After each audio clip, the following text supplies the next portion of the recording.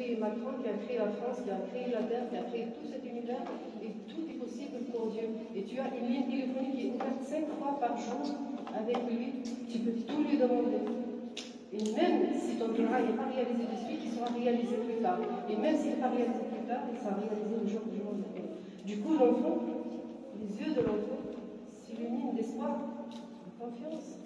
Dieu est avec moi, qui va oser être contre moi?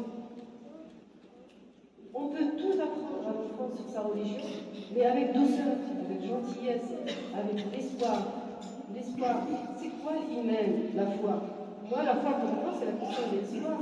Il y en a qui disent qu'il n'y a pas de Dieu après la tombe, c'est les asticots. Il y en a qui disent non, qu'on garde l'espoir. Après la mort, c'est pas les asticots. Après la mort, c'est le Jannah. Tout est possible. Le mal n'existe pas, la maladie n'existe pas, la séparation n'existe pas, les larmes n'existent pas. Vous imaginez un enfant qui grandit avec cet esprit qu'après la mort, il y a une vie, et un enfant qui grandit, la mort c'est la fin, c'est pas la même chose. C'est pas la même stabilité psychique. Est-ce que j'ai répondu à votre question? Donc il y a un peu d'un problème qui est quand même pas facile à résoudre, vraiment. Parce que la charge de l'effort et du travail sur la mise en conformité est immense. L'effort, vous faites des efforts tout le temps. Vous travaillez 10 heures pour eux. Vous travaillez très dur pour eux. Oui, c'est pour ça qu'il faut. Quand le temps est restreint, c'est là qu'on doit cibler l'essentiel. C'est pour ça que j'ai dit 17 points et 3 points. Quand j'ai pas le temps, et je manque. J'ai pas le temps. Vous entendez? Quand on n'a pas le temps, quand on manque d'énergie, quand on commence à se faire un peu âgé, c'est là qu'on a tout à fait intérêt à se restreindre à l'essentiel. Et ne pas perdre de temps. Pourquoi tu as mangé des frites plutôt que de la purée? Pourquoi tu as fait ceci? Pourquoi tu as fait cela? Pourquoi tu as rigolé? Pourquoi tu n'as pas rigolé? C'est là que on diminue le flux de paroles et on se concentre sur l'essentiel pour que l'enfant puisse quand même jouir d'une relation de qualité avec le parent.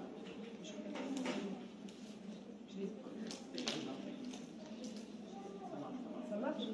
Ok. Alors, est-ce qu'il y a d'autres questions? Oui, il y a une autre question. Vas-y.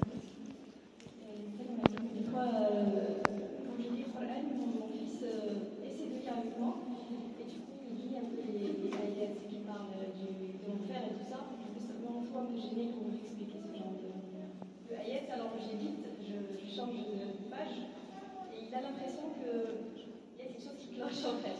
Et moi, ça pose une question.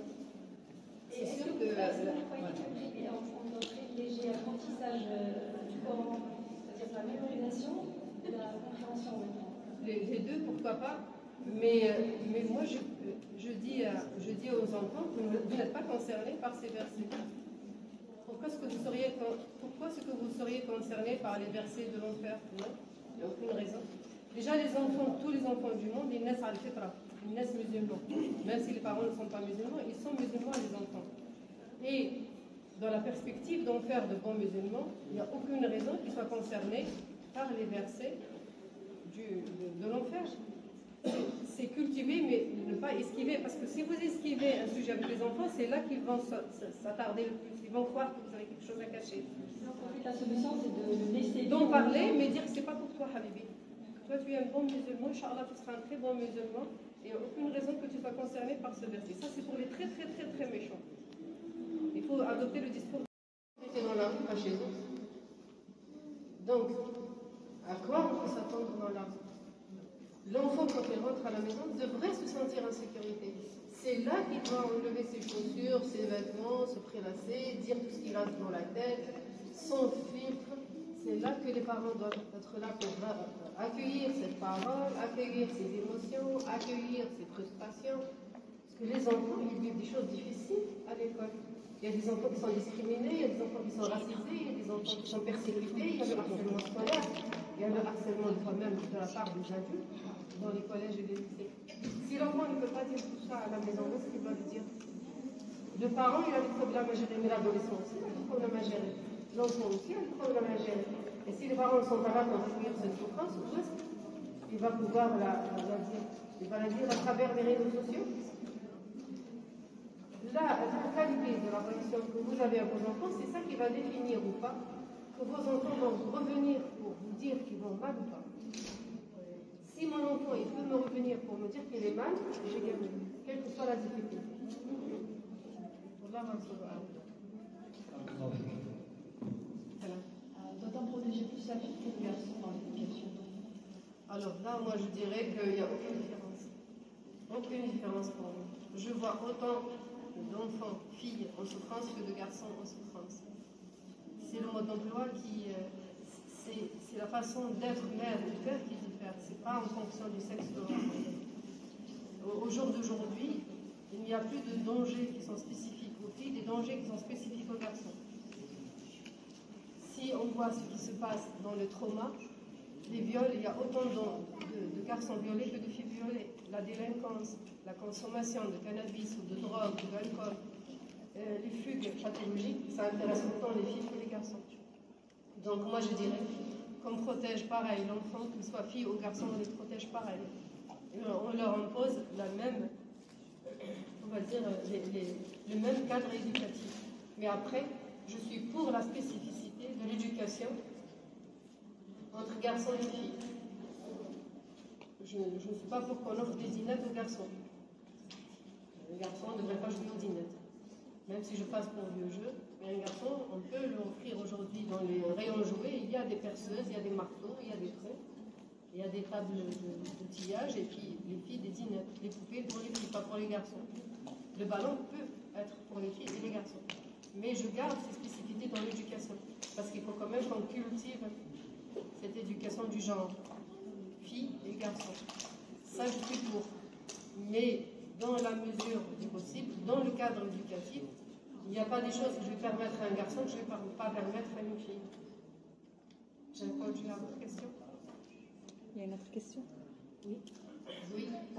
Alors, tu as parlé des parents qui sont renfermés, c'est-à-dire qui ne vont pas dans la discussion avec les enfants. Et quand c'est le contraire, quand c'est l'enfant qui est renfermé avec tout le monde et qui ne veut pas s'ouvrir. Ah non. Parce que ça arrive. Ça arrive. L'enfant renfermé alors qu'il a des parents hyper ouverts. Un sur deux. Donc l'enfant est à moitié fermé. Voilà. Si l'enfant est à moitié fermé, on n'a qu'à ouvrir la moitié qui est fermée. Oui. Il faut jouer avec l'enfant. Ça dépend, il a quel âge. Adolescent. Adolescent, c'est trop tard. C'est trop tard. Oui, donc quand alors, c'est de l'enfant renfermé, quand il a 3 ans, 4 ans, 5 ans, 6 ans, jusqu'à 9 ans, on va dire, l'enfant s'ouvre par le jeu. Là, je fais de moins en moins des consultations enfance parce que ça prend beaucoup d'énergie, beaucoup de temps et je me fais vieille. Mais du temps où je recevais beaucoup d'enfants, les enfants qui étaient renfermés ne parlent pas. De surcroît, quand ils sont de famille maghrébine, ils parlent encore moins. Donc, ce qu'on fait pour les faire parler, c'est le jeu. Dans mon cabinet, il y avait des jeux. Il y avait des pinces, des Legos, des petits chevaux, des petits cavaliers, tout ça. Et avec les enfants qui ne parlent pas du tout, je me mets à jouer. Je me mettais à table avec eux et je commençais à jouer. Je commence une partie d'un truc avec les Playmobil et je fais celle qui ne sait pas comment avancer. Je commence un puzzle et je ne sais pas, je fais bloc. Et après, l'enfant, petit à petit, se met à jouer avec moi. Alors, ça paraît cher payé pour la consultation que c'est. Mais...